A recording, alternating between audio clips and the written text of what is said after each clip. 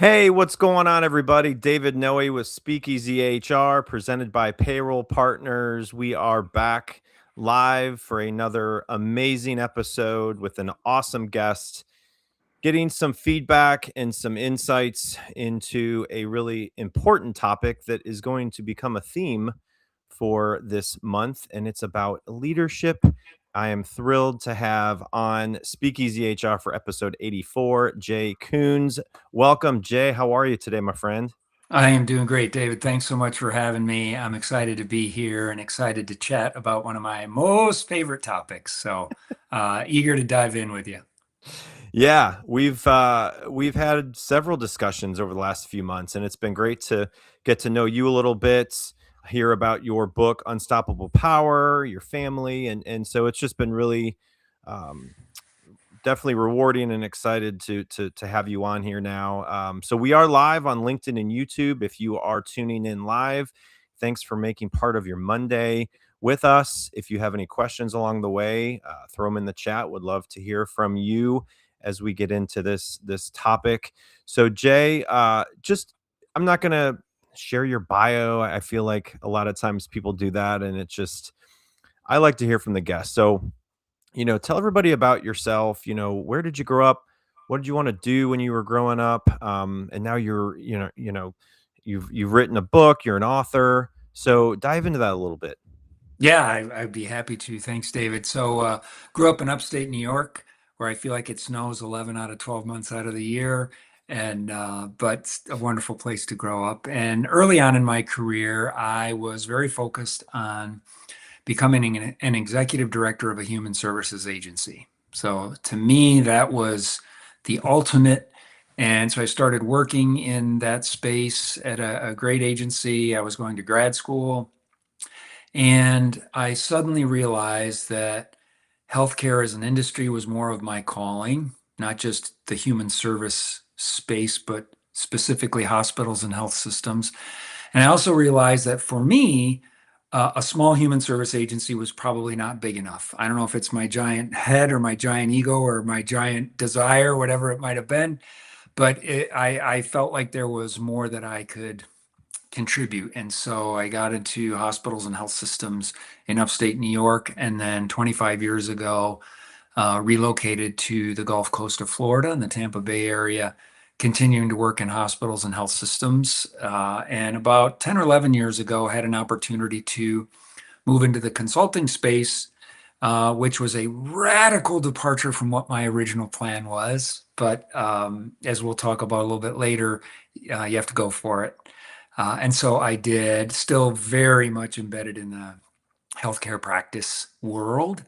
So led the national healthcare practice for an RPO and HR strategy shop for 5 years. And then for the last six, worked for a wonderful company that I was a former client of. And we did about 70% of our business with hospitals. So that's just been my whole thing. And now I'm on the brink of returning to the large hospital space next month, and excited about that as well. So it's been a hospital life. I'm very comfortable in hospitals, and I just love it. I think they're the jewel of any community, and it just personally and professionally very satisfying for me.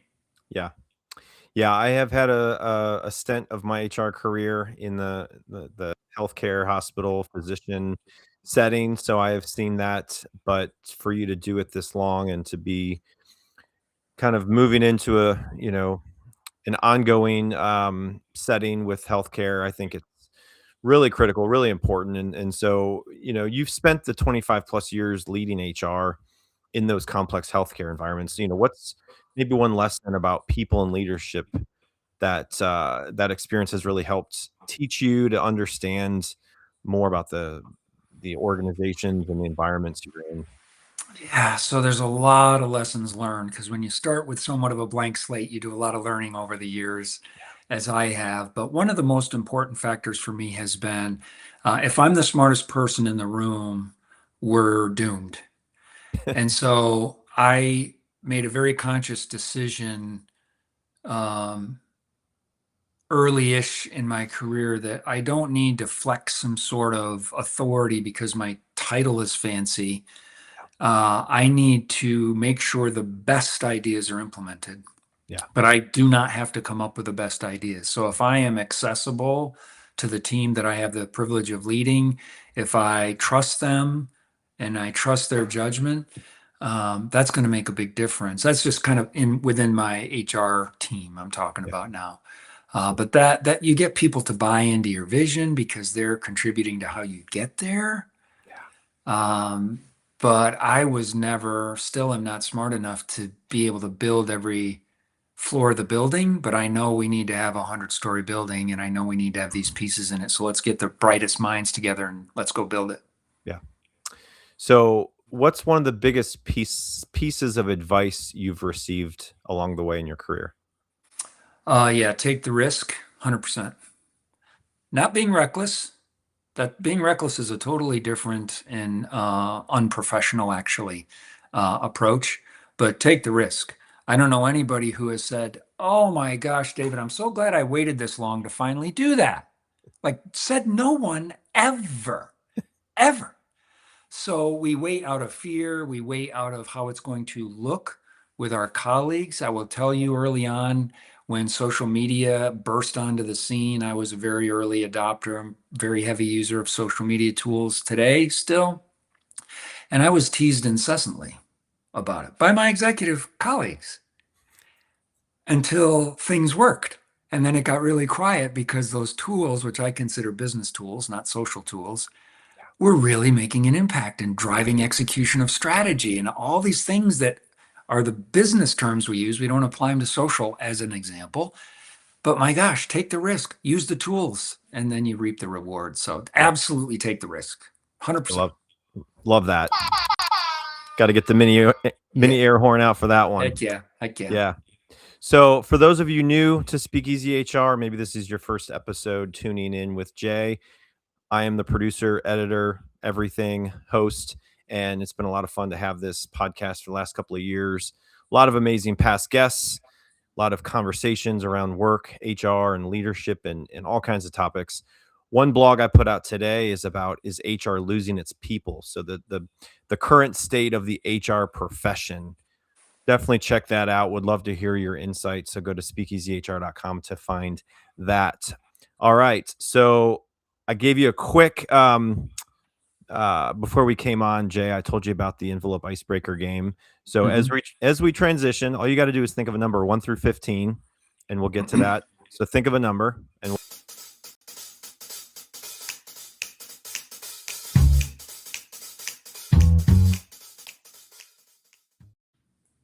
all right, what do you got? 1 through 15, Jay. We're going with 10. Number 10. All right. I forget what's in these half the time, so it's always fun to see. Well, that's fun for everybody then. Right? Okay, so this is a great one. So you're in charge of renaming HR. What's the funniest yet oddly accurate title you'd give it? People actually matter. It would be Pam. People actually Pam. matter. Yeah, if we're going to be goofy, that's what we're going with. There you go. People actually matter. The new phrase for human resources. So, well, we are live on LinkedIn and YouTube. If you are tuning in, have a question along the way, feel free to chime in. I have several for Jay to get the conversation. But just before we get into that, just a few messages from our sponsor. So hang tight, and I'll see you in about a minute. Finding a new employee takes time and money. For one position on a single job board, you could easily spend a minimum of $5 to $10 a day advertising a job post. It's worth noting that the average time it takes to hire a new employee is 36 days. However, it can take longer than that. You could find yourself paying hundreds of dollars a month for a single job board. And if you're using multiple job boards for multiple positions, this could add up to thousands of dollars a month. There is a much simpler and more affordable way of finding the right candidate. At Payroll Partners, we offer an applicant tracking system to help manage your hiring process. Our ATS is customizable, allowing you to decide which days you want to run the job and when to close it so you don't break the bank. And this feature lets you e-blast your network, posting jobs on multiple boards at once, all managed in one location. Payroll Partners, elevating your payroll and HR experience.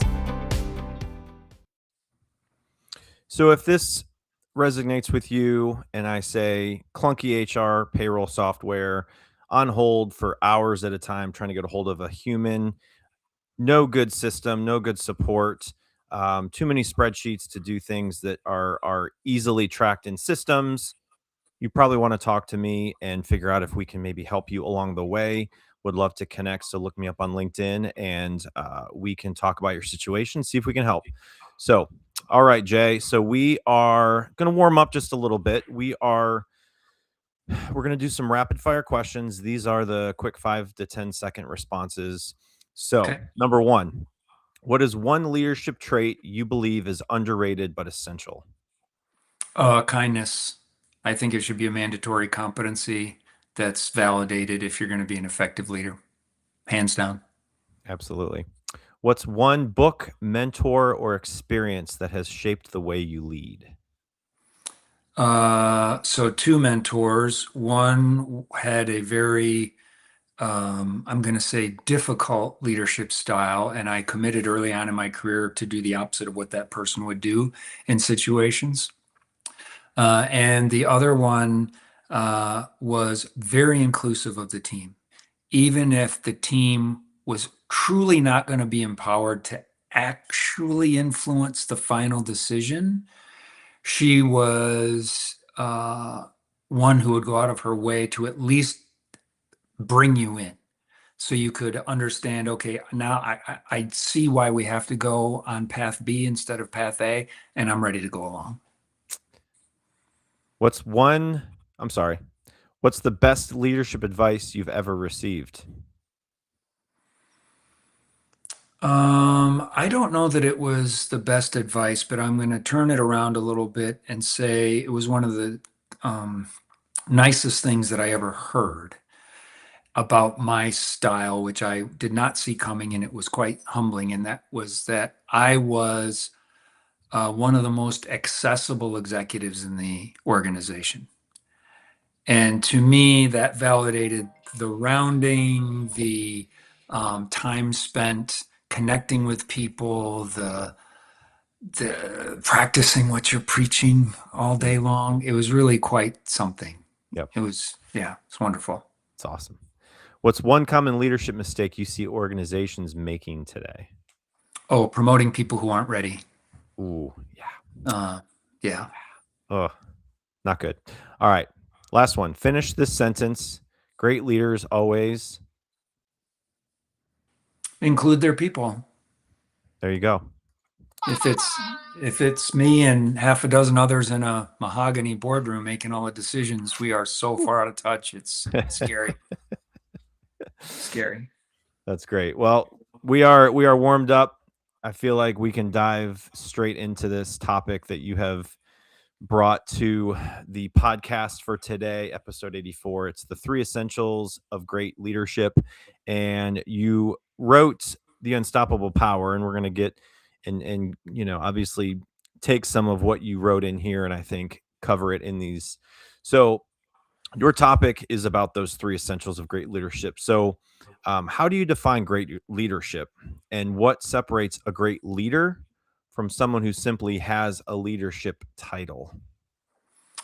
Yeah, so the 3 tenets for me integrate your two questions right here. So I think this will perhaps flow and tell the story a little bit. For me, there are 3 core elements. There's a fourth that's kind of a bonus, but there's 3 core elements that without these, I have found over the years, it is difficult for people to follow that leader.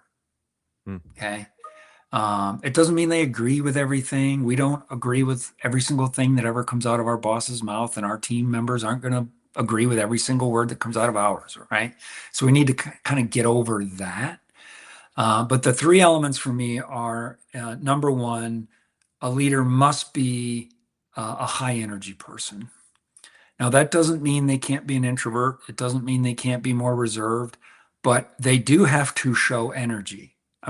Again, bully pulpit, so I get to say, right, my 2 cents here into the leadership discussion. I've known plenty of folks who are super bright and their affect is so flat. There's no passion. You wonder, do they really believe in this stuff, or are they just coming to work and saying what the corporate line is? Yeah. But you can tell when someone's passionate about it and they're fired up and they get excited and you hear it in their voice. People pay attention. People notice. And the phrase about faking it until you're ready or faking it until you make it, well, fake it then. The people need to feel like you care. And when there's energy, that's often linked with caring about the topic. So be fired up and get everybody else fired up.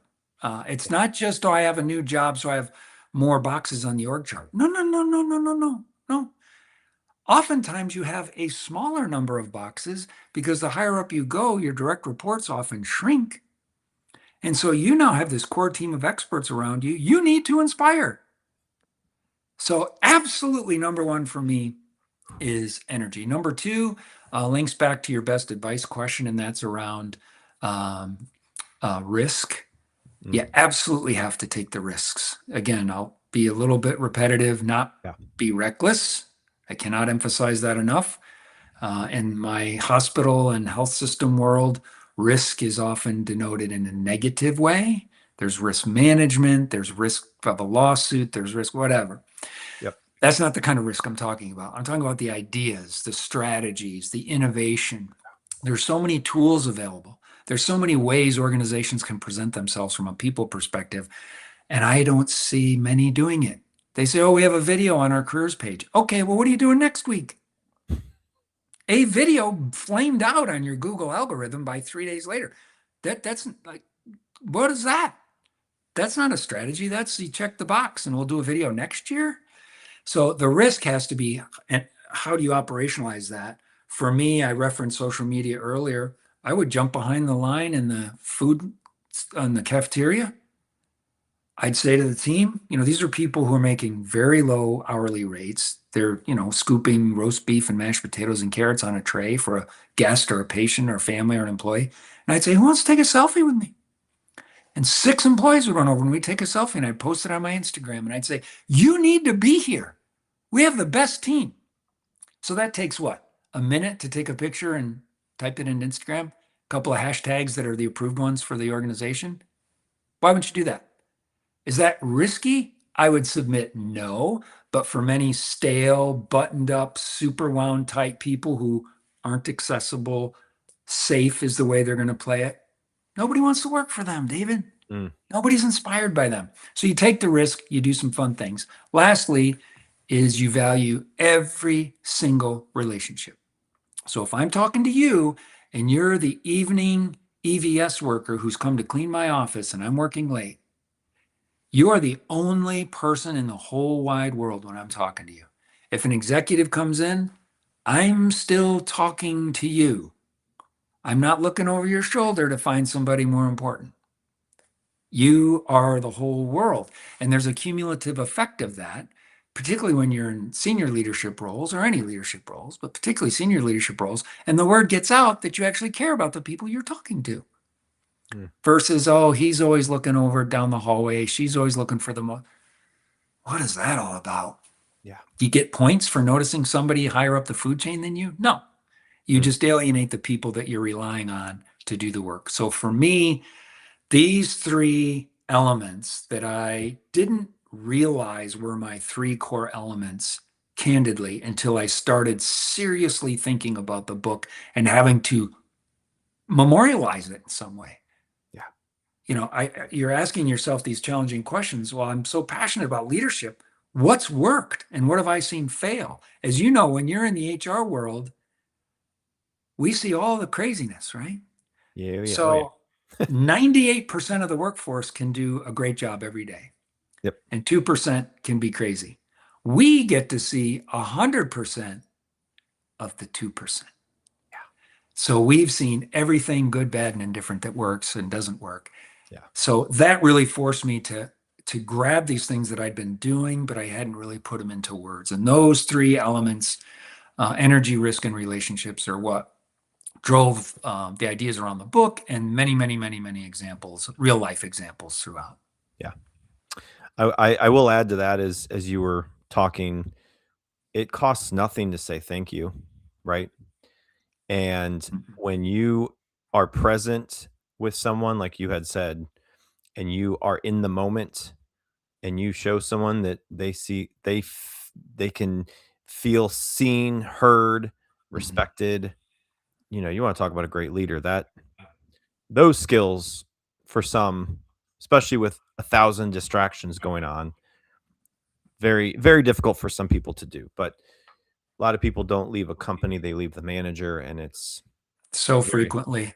And to your point, David, the one of the biggest curses out there is when you're fortunate enough to move up the food chain a little bit and the title starts to get a little heftier, mm, people get weird.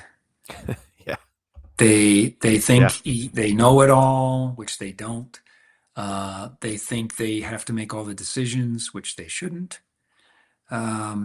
I'm a big fan of rounding around the organization, and I've always had my badge turned around.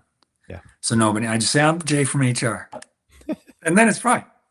yeah, But as soon as exactly. you're the VP of HR, it's like, oh my God, everyone's nervous. It's like, hey, relax, right? I drink my coffee on the way to work just like you all do. Like I'm just a regular Yep. guy, I have a different job than you, but we all have to do our part and then it Mm, works, yeah, right? So yeah. So one of the biggest challenges that I think organizations face today is trust. And so how do leaders build trust with their teams, especially during times of uncertainty, mhm. change, work from home environments, that kind of stuff? It's a wonderful question. And with all the uncertainty in the world, I mean, let's just put the morass of politics to the side, just corporate life, work life, business life, the economy, it's really crazy.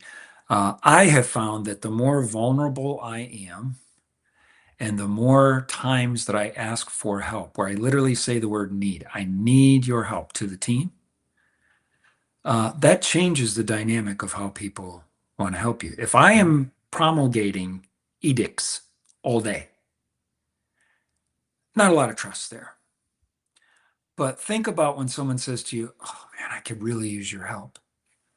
Our brains change. Oh my gosh, I've got to help you.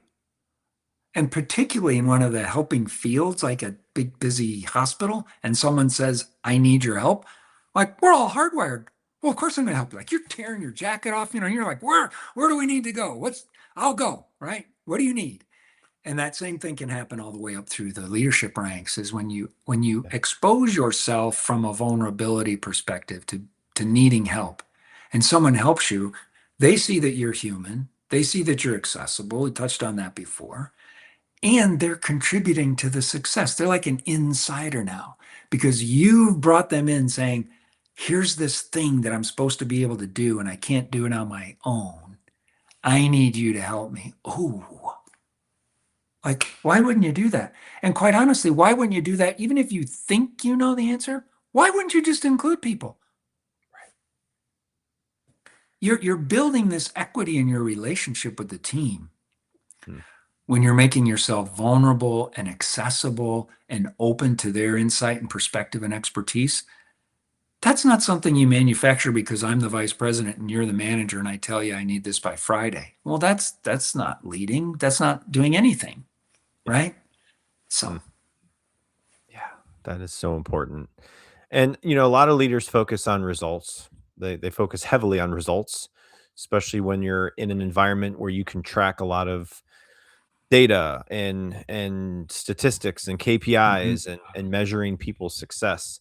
So knowing that, um, and sometimes I think the human side of leadership is overlooked. So how can leaders balance the empathy and accountability in their role with their Yeah, teams?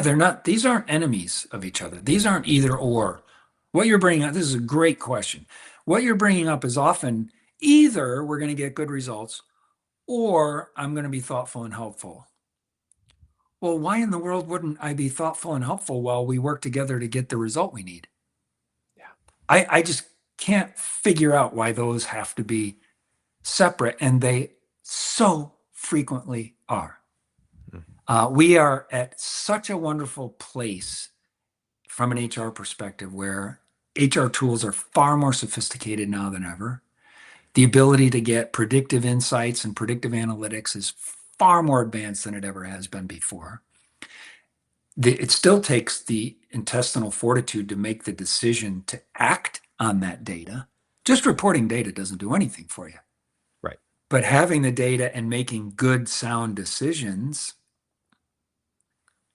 it shouldn't be separate from we're a high accountability shop. I mean, wouldn't I want the team to be excited about getting the result and feel like they were supported along the way? I want to feel supported along the way, right? So I'll role model that behavior up and down, right? Done it for a Oh, long man. time. Absolutely. So we're with Jay Kuhns. He's been in HR for a couple of years and wrote a book, The Unstoppable Power. So take a look at this. Great read, easy read. If you are looking for a new book that this might speak to you in your role or where you want to get in the future. So, Jay, you talk about these 3 essentials of great leadership, and I just want to make sure people understand what those 3 are. And why do you believe these are the fundamental for every successful leader? Yeah, so they're one of the core elements, I think, of being effective in life, let alone in leadership, is that you have a level of humility, right? So I get very, very excited about things. You probably can't tell, but I get very excited about things, particularly when it comes to the organization and leading the way and working with the group. But I can't know everything. It's impossible. And for those that portend that they do, I feel bad for them because someone is making a comment behind their back somewhere that says, oh, he's a know-it-all, she's a know-it-all. It's been 30 years since he was or she was in a line position. They have no idea. So this underlying sense of being humble, of being accessible, of being willing to say, oh, I absolutely made a mistake. We need to pivot. I thought this was going to be the right path. That's not the right path. We need to go in a different direction. Mm. And I think those things add to your integrity and the respect that you get. I don't feel like they detract. I've worked with many executives over the years who absolutely are the smartest person in the room, and they would tell you. And they all end up losing their job one way or another, because that is not a sustainable way to lead human beings, right? We don't lead new capital projects. We don't lead software, at least not today, although AI is getting close. We lead people, right? We inspire people. So if we're always the smartest, is that inspiring? Or if we're the most human leader in that job that anyone's seen in 20 years, are people going to gravitate towards, okay, Jay made a mistake, I'll cut him some slack. He cuts me slack, right? Like he appreciates the fact that I'm trying hard and I make a mistake once in a while. So those things to me are this kind of foundational level of behavior that allows that for me as a very natural tendency to be energetic, very natural tendency to take more risks. When I hear a lot of people say, oh, we don't really do that here, I think, oh, yes, we do. You just didn't have me here to help us do it. And I don't mean that in an arrogant way. I mean, we haven't tried stuff, people.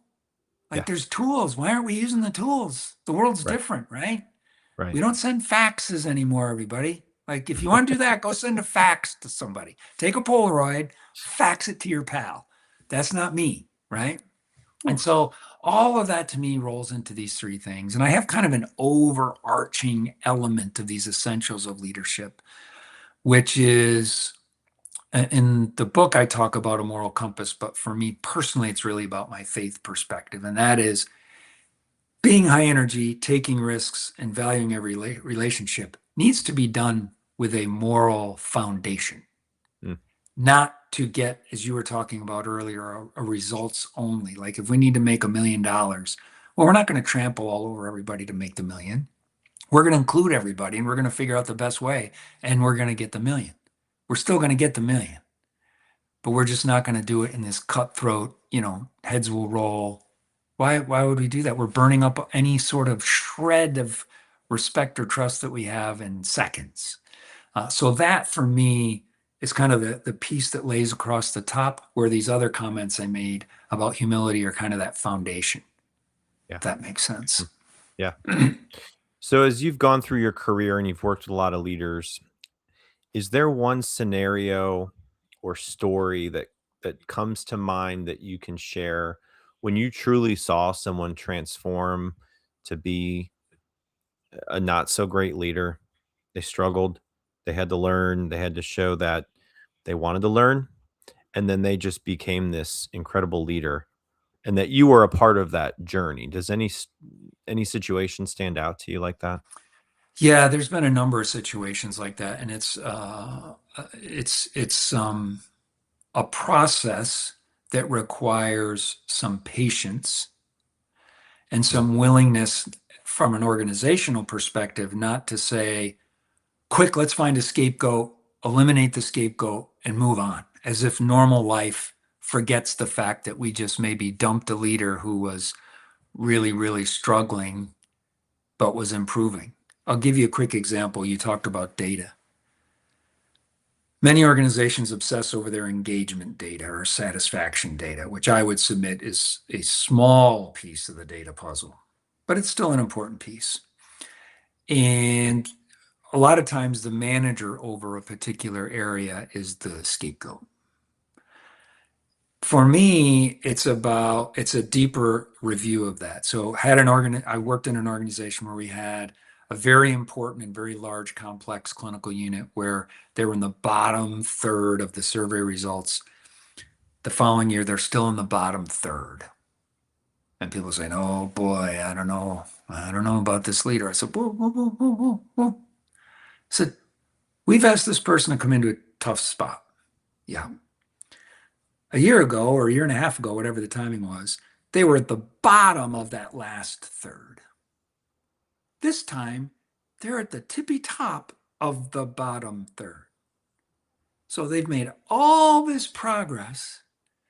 And because we're just rapidly looking at the data, trying to say, oh, who's in the bottom third, chop them all off, we're missing the actual progress that this person has made.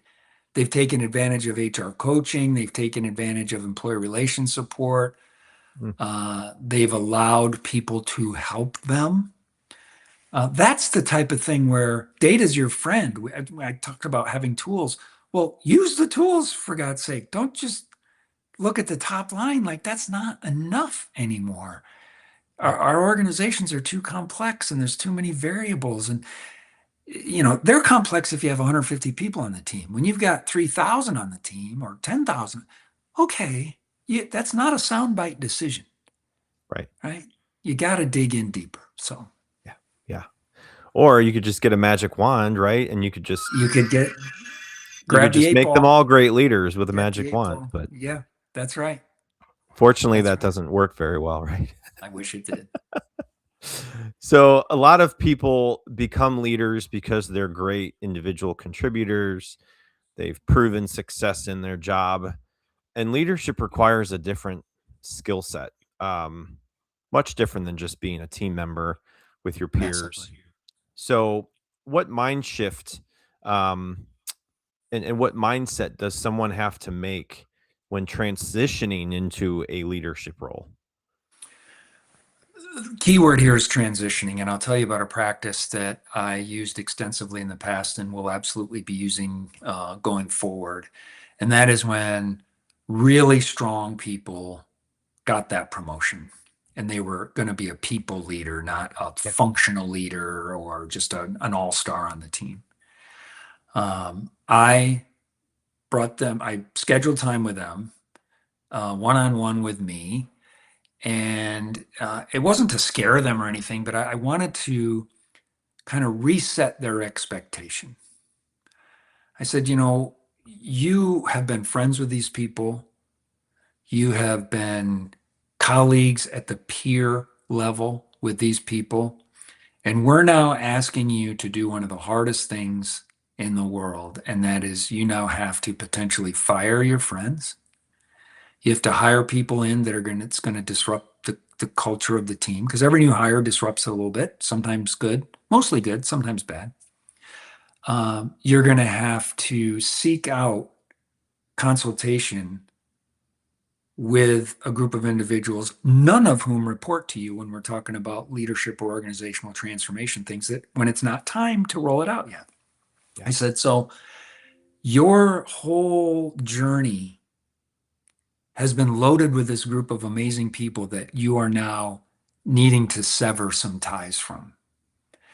And you have this whole new group that's going to welcome you. And they were all the managers that you saw going into the management meetings for the last 5 years. You're now going in that meeting. You're now expected to contribute. You're not there to be quiet for the next 6 months. You got this promotion because, number one, you deserve it. Number two, we need to hear what you have to say. You have a fresh set of eyes. We're all used to seeing the trash in the corner. You're brand new and you're going to say, why do we have trash in the corner? Shouldn't we call somebody about that? That's the kind of perspective we need on the culture and all that. So, and sometimes their eyes got real big, and other times they said, thank you for saying that, because I've been excited and scared to death to take this job, because I don't know the middle managers. I don't know the other directors. I don't know these people. But now I'm going to be in all these meetings. I'm going to be on teams. I'm going to be on cross-disciplinary project. It comes out of nowhere, right? So how do we support them and be very candid and direct? And I offered this to every single one of those folks that I met with. I said, look, you don't work for me. You're not in a direct chain of command with me. So you can call me anytime and you can talk about anything you want. And it's not going to make you look bad in your line of reporting, your boss, what your VP over your, kind of whole silo that races up to the top. And I would often say, look, if you just need to say, you can text me and say F-bombs. And then I know you're going to call me and you're just going to drop F-bombs for like a minute. And you can do that. And they'd say, Jay, I would never do that to the VP of HR. I said, why not? You think people don't get frustrated in their job? Like, I tried to make it very real and down to earth and authentic. Like, it's okay. Like, we don't run down the hallway saying that. But behind closed doors, if that helps you get it out and you're just like, that's a way to burn off some negativity, well, then do it. Because guess what? Now they trust me. So when something crazy happens, they have a relationship with me. They can call me. We can figure it out. So I kind of have this ulterior motive to build the relationship so we can manage the big things. Somebody frustrated about a bad day, that's a low-tech thing. We can handle that every day. We all have bad days. That's easy. It's when there's something giant happening. I want them to feel like, Jay, I need to talk to you. Let's do it. Yeah, and I've heard the saying about, and I've heard managers say it, I want my team to leave their problems at the door and, walk in and be this robot to do their job 100%. And man, I tell you what, the state of our mental health in our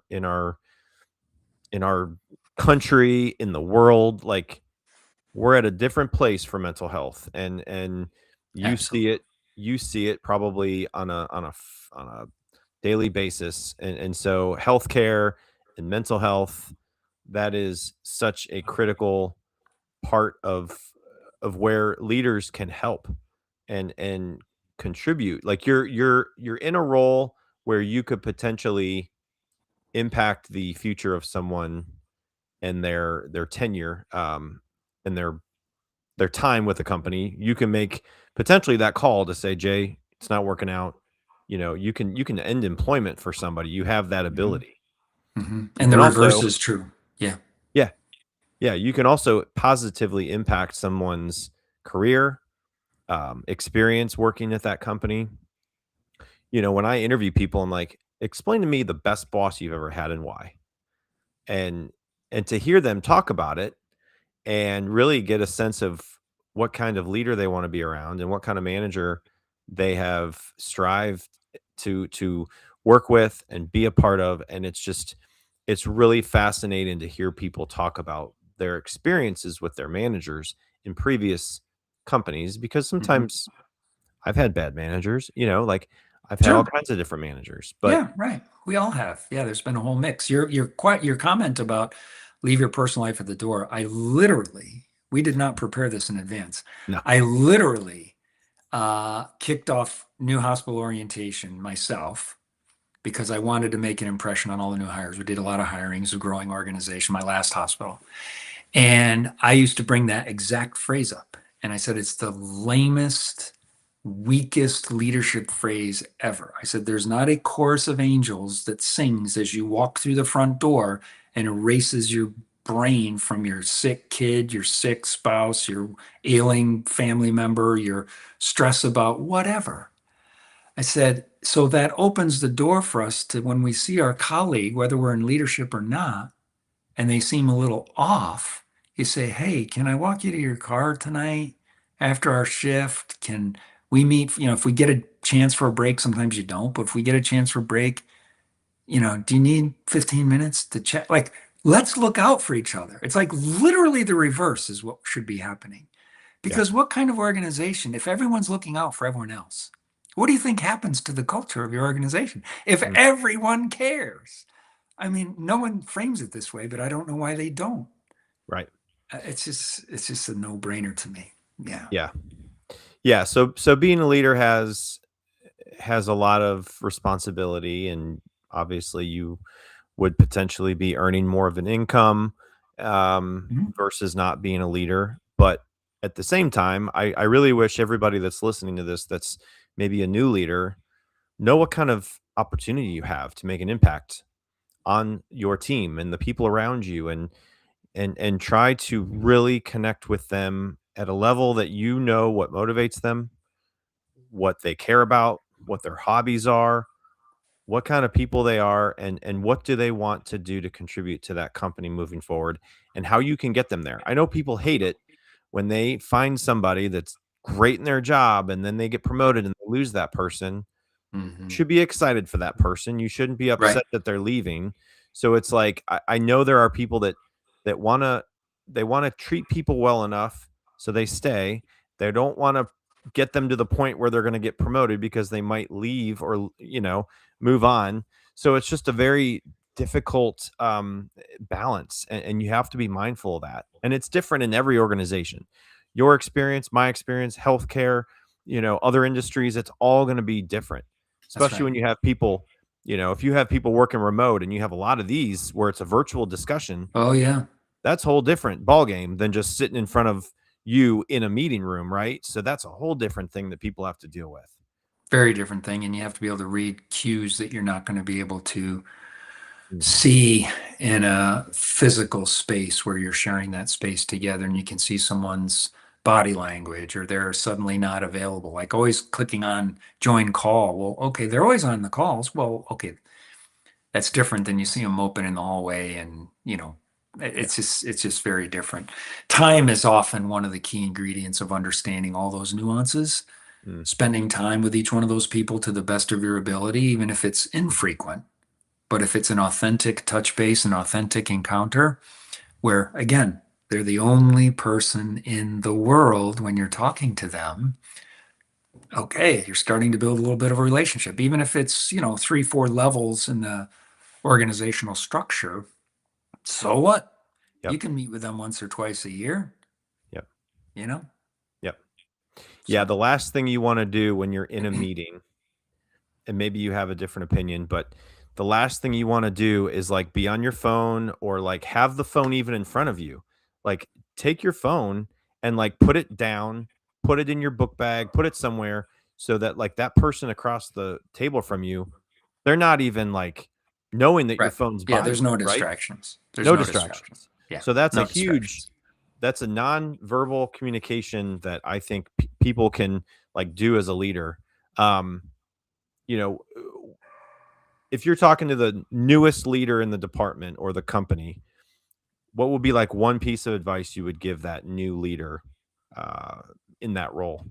Oh, make yourself available for your team. Yeah. Period. If you're not available, how are they going to get to know you? How are they going to trust you? How are they going to know what is happening organizationally? I am a huge fan of oversharing, not violating some sort of, Yeah. corporate strategy or something like that. That's again my reckless bucket. Right. But why wouldn't I want everybody to know what's going on? and how they can contribute to it. Here's Right. what's going on. Here's how we directly link to what we're trying to do. Here's how we are literally adding value to the organization, to our colleagues, to be strong. Why wouldn't I want to do that? Yeah. Like hold Absolutely. stuff close to the vest to be like a hotshot ego. Mm. Oh my Lord, it's embarrassing. You see people do this and I just feel sad. Like, Yeah. I'll be talking to your staff in 6 months when they're tired of working for you. And Yeah. like, you can see it coming. Yeah. You can see it coming. Yeah. I'll leave you with this, Jay. Last question. As we look forward to the future of work, what's one leadership skill you believe will become even more important over the next few years? So I'm going to say there's two. One is understanding the role of technology and its impact on the actual work. There are way too many amazingly cool things happening in the AI space, as well as predictive analytics and understanding personas of your workforce. And like, there's a whole host of things, not just AI. Yeah. But just saying, oh, AI is going to take jobs, or boy, AI is really crazy. Well, that doesn't mean anything. Like, are you using it every day? I use it all constantly. And it's not replacing anything I'm doing. It's helping me work so much faster and do research faster so that I can go through it, say, oh no, that's not accurate. That's not right. Oh, all this is right. So understanding like that is a tool that is impacting and will continue to impact our work. The other side of it is if you are not humanizing yourself, then get out of the leadership game. Like, what's the point? You want to be a leader of people, but you want to be like a stiff robot? Really? Well, then you're not leading people. You're leading your AI agents. You can have a org chart of AI agents, and then you'll be amazing. But in my world of healthcare, we got thousands of employees that do the work. And if we're not leaders of people, then what's the point? Unbelievable. I love it. I feel like we could talk about leadership and workplace and all of the day-to-day things that we see in our situation. But for those who have not got Unstoppable Power by Jay, check this out. Look him up on LinkedIn. Definitely worth a follow, connection.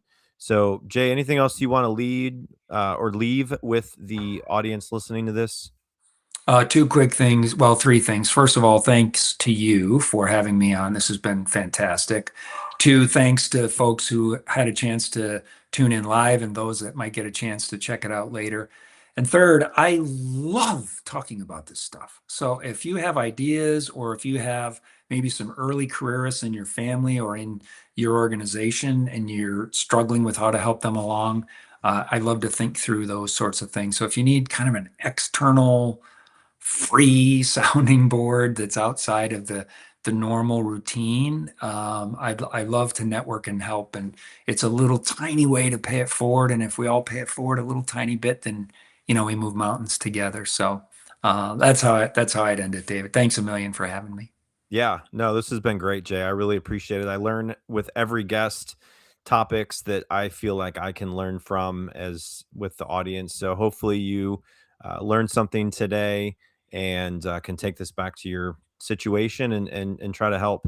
And we'll be back next week. Brand new guest, brand new episode for episode 85. So Jay, thanks for coming on. Best of luck. And we'll be hopefully staying in touch and we'll talk soon. All right, my friend. Sounds great. Thanks, David. Take care, everyone. All right. Take care. Bye-bye.